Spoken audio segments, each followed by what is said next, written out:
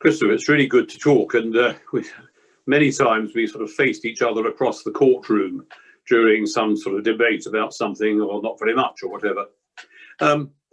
I thought we might start right at the beginning. You lost your father when you were very young. Yes, my father was an RAF pilot. He flew Beaufighters and Blenheims during the war. He had a tiny part in the Battle of Britain at the very, very end, when the Royal Air Force was afraid he was going to run out of pilots. And then he went to Coastal Command and basically attacked shipping for the rest of the war. And he was doing that in the Eastern Mediterranean, flying out of Libya in '44, and was shot down and killed. And I was born 13 days later. Gosh, so even before you, yes, even before you were born. And then what part of England did you live at that time? We were living in London at the time, right. Just sort of on the borders of London and God knows what county it is. Is it Hertfordshire? I don't know. And then moved down to Sussex. So I always think of myself, at least until and including my teenage years, as a West Sussex boy. And you were at Lancing College? Yeah, I was. And that's interesting, a bit of a parallel. A good friend of mine is Stephen Green, who used to run HSBC. Oh, I know him. You'll know him, won't you? Yeah. Yeah, and he's a West Sussex boy too, and he was at Lancing. Probably not long after you, I think, but there we are, yeah. So then, from there, you went on to Cambridge?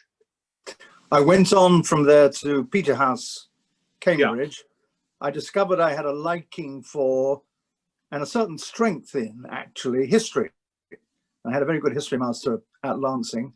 And what he wanted me to do was to go to a history college, either at Oxford or at Cambridge. And in those days, of course, you basically more or less only thought in terms of Oxford or Cambridge. So his eye alighted upon Peterhouse, which has always had a strong reputation in history.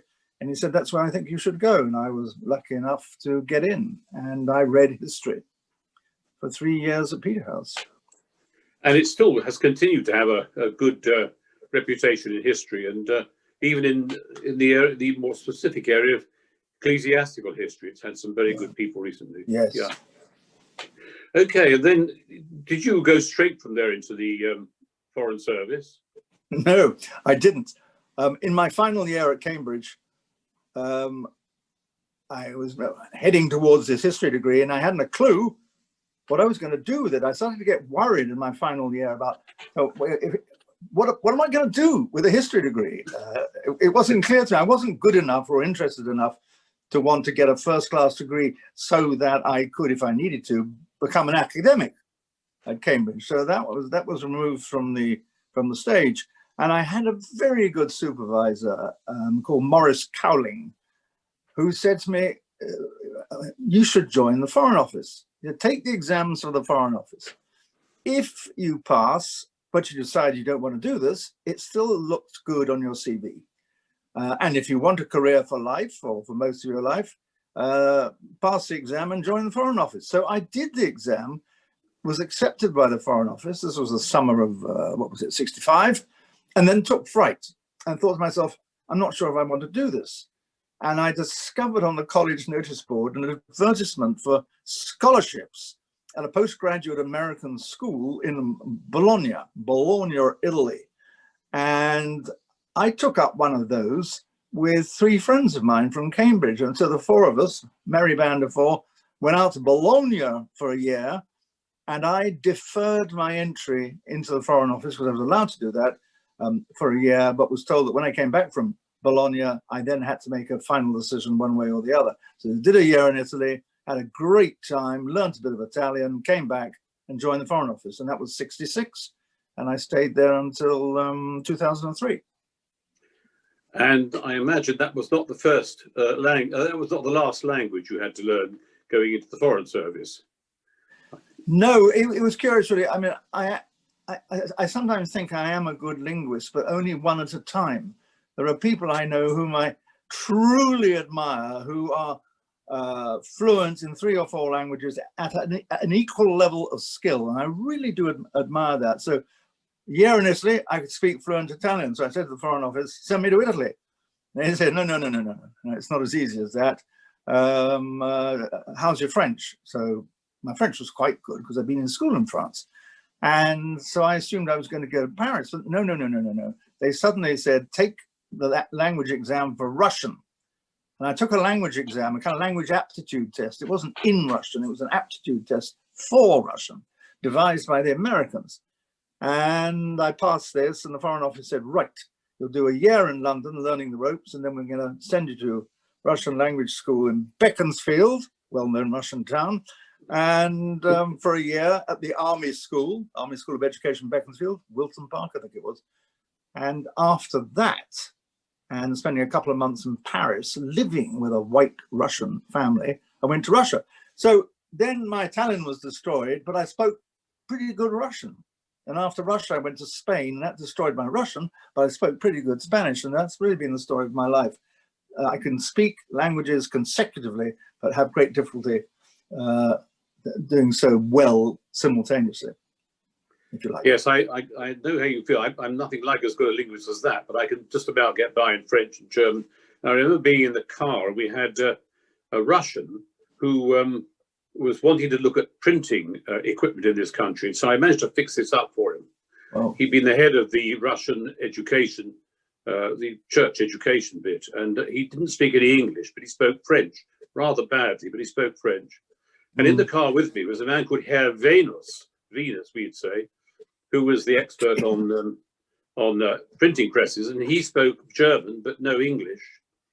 And so I had to sort of do my best to get a message from him in German, process it in my head, and then put it into sort of poor French for this Russian. It was a very complicated car journey. Anyway, so your first job effectively was in the Foreign Service, was in Moscow? Not exactly, because I did have this training year in a Foreign Office department, and I was put into something called the Western Central African Department, responsible for Anglophone West African countries before the Foreign Office and the Commonwealth Office amalgamated. So we were doing this. Anglophone and Francophone. Meanwhile, on the other side of the corridor, there was the Commonwealth Office that only did Anglophone African countries. So coordination between these two bits, one was really the old Colonial Office and the other was the classic Foreign Office. And just after I left this department, the two bits joined and became the FCO, Foreign and Commonwealth Office. But there, I had an enormous number of countries to look after. I mean, I was like 15. And I remember in a panicked state saying to my head of department, who was in those days for me a man of immense dignity and who terrified me when I was in his presence, I said, this is awfully difficult, keeping track of all these countries. And he said to me, my dear chap, you don't need to worry at all. We have bugger all interests in these countries. So that was partly encouraging and partly discouraging, because what it meant was if I made a cock up, they didn't care. I remember that sort of system, though, because when I first went to work for the Archbishop at Lambeth, Rosemary Spencer, who later went on to become ambassador in The Hague, was the sort of... Yeah, sorry, you know her? No, I know her. Yeah, she was the key person for the link with... She was the senior person. She was not a deputy, but an assistant undersecretary. And she said, come into the Foreign Office. She said, now we'll have a meeting with 5 people who I'll choose. And we sat around this room, and it was terrifying with these chaps, She said, well, now this chap's in charge of Europe. He's in charge of the Middle East. So it went on. Anyway, right. So then you went off to the States in '97. Was that your second go in the States or first? Yeah, that was my second go. I went as ambassador in 1997, but I had been first posted to the United States following a sabbatical year I did at Harvard in 1988, 1989, because I'm going to give you a total history of my life.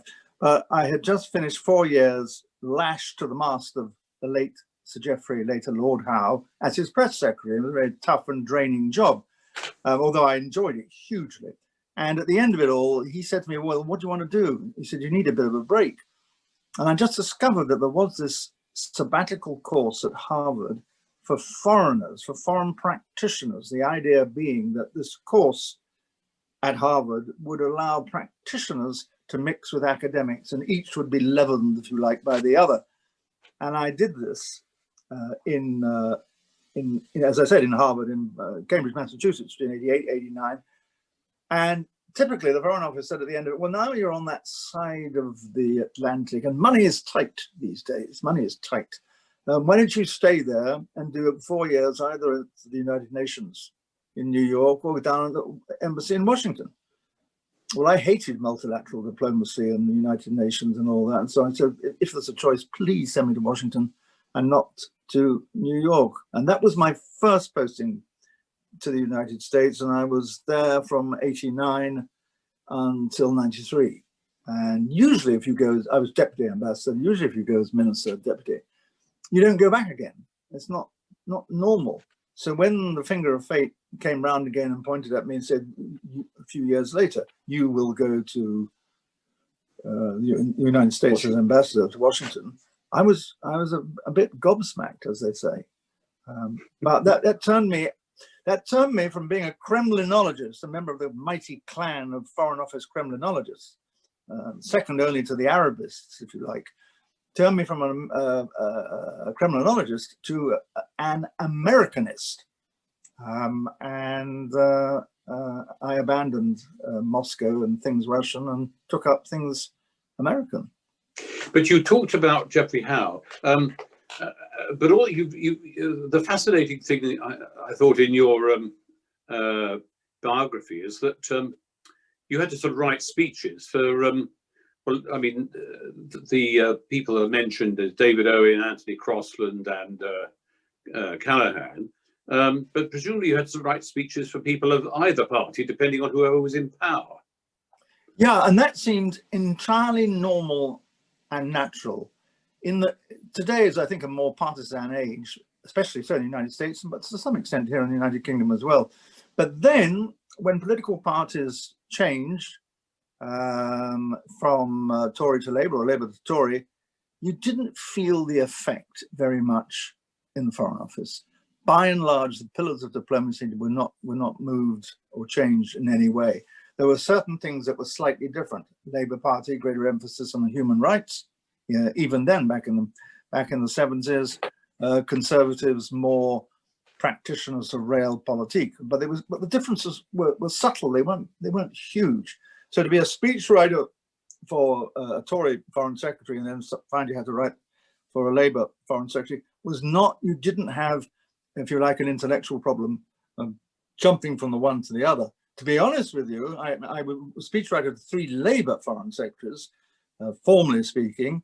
The differences between them as political personalities were greater than any difference that you might have discerned between the Conservative Party on the one hand and the Labour Party on the other. David Owen and Anthony Crossland were chalk and cheese.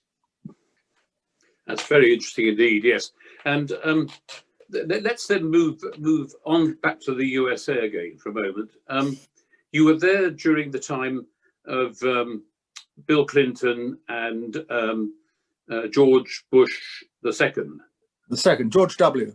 George W. Bush, yes. And more time with Clinton than with Bush, or half and half? Oh, it's half and half. It was almost exact. A little less for Clinton, little less. And tell us a little bit about what were your impressions of each of those two? They had big differences and very big similarities, and the similarities some people find rather surprising. The thing about Bill Clinton was he was the most extraordinary amalgam of rather crude redneck from the South and highly intellectual, brilliant man. And so these two bits of his personality, it didn't quite sort of get on with each other all the time. And for example, his sexual adventures, which he just could not stop, which had things that had, I think, developed when he was a very young man in Arkansas. He simply, there was his mind saying, "Hang on, Bill, you don't need to do this. Concentrate on policy." And he was a Rhodes Scholar, and he could never get those two bits of him in balance. Now, when he was feeling southern and redneck, he was the most amiable guy on God's earth. I mean, he was such an easy chap to talk to. And if he was in that mood and speaking to an audience, that's where the empathy came from. And he connected absolutely brilliantly. When he was in the thinking mode, which was, pretty often, he would go, if you met him in private, he would be quite taciturn and reserved. So he's much, to all outward appearances, a much more complex personality than George W. George W. was very hail fellow, well met. By no stretch of the imagination could you call him an intellectual in the Clintonian sense of the word, but he was no fool. And when he was chosen by the Republican Party to be the presidential candidate, European opinion leapt up and said, this man is an idiot. In fact, I think there was a headline in the leading article in Le Monde about George W., which talked about la crétinisation of American politics.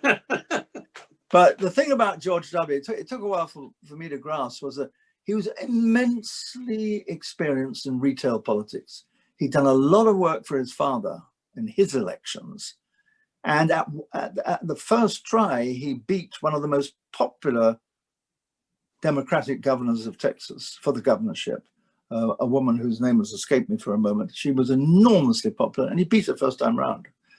I came to realize that he was very, very astute in retail politics. Foreign policy was not his forte, and he was quick to admit it.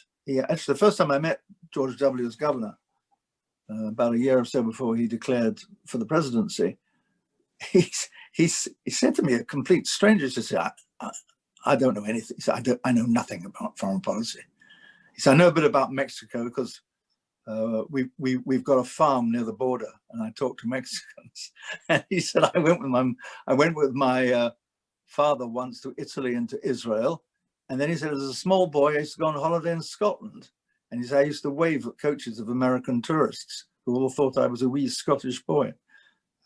But I like George W. a lot. And the interesting thing was, this is too long an answer, is that when Tony Blair was worrying about how he's going to get on with George W., having got on so well with Bill Clinton, that Clinton said to him, Bush is a good man.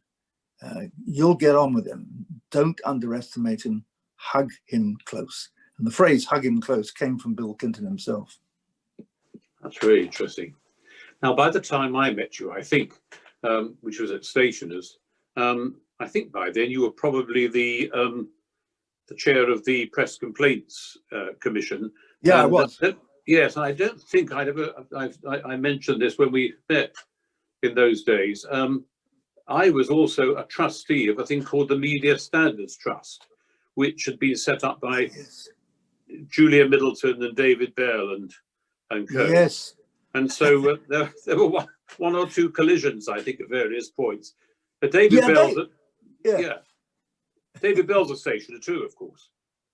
And yes, I don't know whether actually your commission had any encounters with us, but certainly we were always working to try and make sure that we felt that the system worked well without it ever being, what do I mean, a legalistic one. Yeah. Did you enjoy that work? I thought the job was, I mean, when I retired from the Foreign Office, I really wanted to do something interesting. I mean, the normal path is to go and become a non-executive director of a company, or at least it used to be.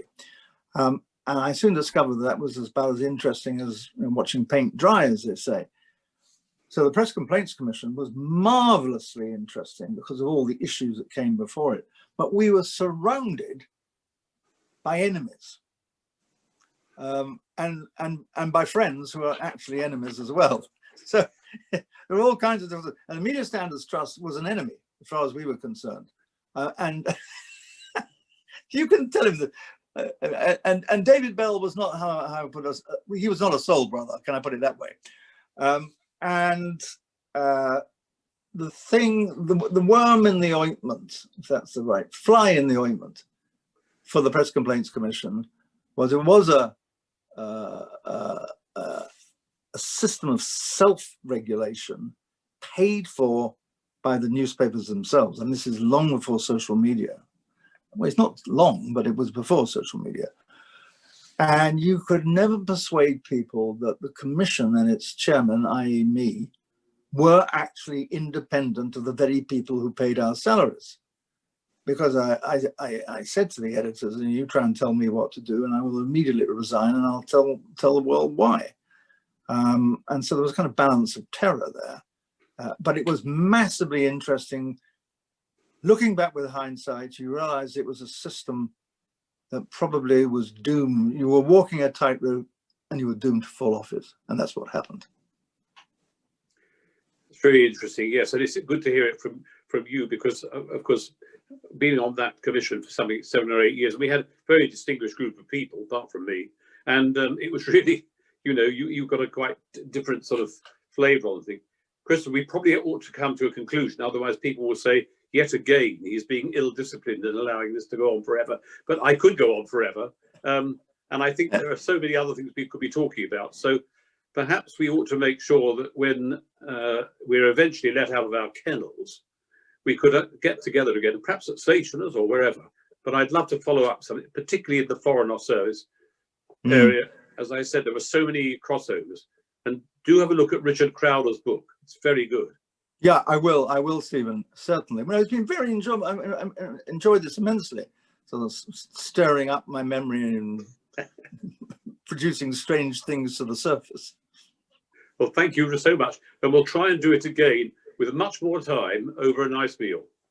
I would look forward to that once normal life, if it ever does, resumes. Happy New Year. I hope it is. Yeah. And to you. Thank you very much.